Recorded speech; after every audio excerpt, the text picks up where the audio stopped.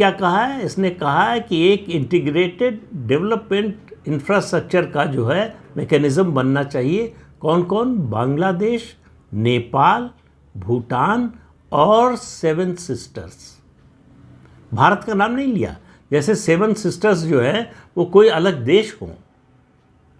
तो वो चीन की जो नीति है उसी पर चल रहा है कि नॉर्थ ईस्ट को भारत से काट कर दिखाओ।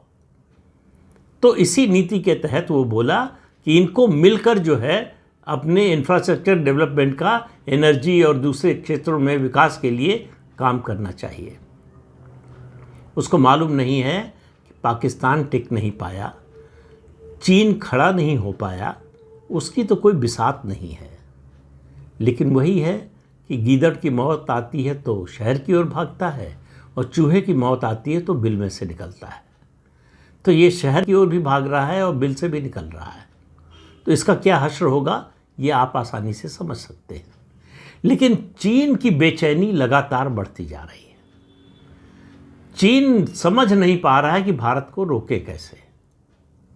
पहले उसके हाथ की कठपुतली पाकिस्तान था, अब भी है, लेकिन उसने देखा कि पाकिस्तान उसकी मदद करना तो दूर, उसको और एक्सपोज कर दिया। उसके बड़े बड़े हथियारों को, मतलब उसकी जो डिफेंस की मैन्युफैक्चरिंग का जो जलवा था वो सब खत्म कर दिया सिर्फ 4 दिन में, बल्कि मैं कहता हूँ सिर्फ 3 घंटे में। भारत ने जो किया, चीन के जो एयर डिफेंस सिस्टम था चीन का, उनकी जो मिसाइल्स थी और उनका जो फाइटर एयरक्राफ्ट था, सब धराशायी हो गए। और पूरी दुनिया को पता चल गया और पूरी दुनिया ने विजुअल्स देख लिए कि किस तरह से भारत ने चीनी हथियारों को ख़त्म किया, किस तरह से उनको या तो हवा में मार दिया या जहां खड़े थे वहीं मार दिया। चीन के हथियार, उनकी मिसाइल्स, उनके जेट, उनके ड्रोन कुछ नहीं कर पाए। और भारत का जो एयर डिफेंस सिस्टम है उसने जहां चाहा वहां निशाना साधा, जहां चाहा वहां हमला किया। और चीनी जो रक्षात्मक प्रणाली थी वो कुछ नहीं कर पाई। तो दुनिया ने देख लिया कि चीन के हथियारों की गुणवत्ता क्या होती है।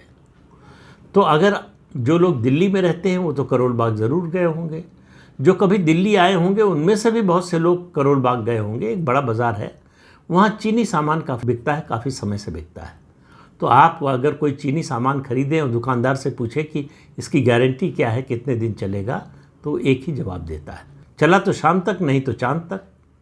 यानी गारंटी कोई नहीं है।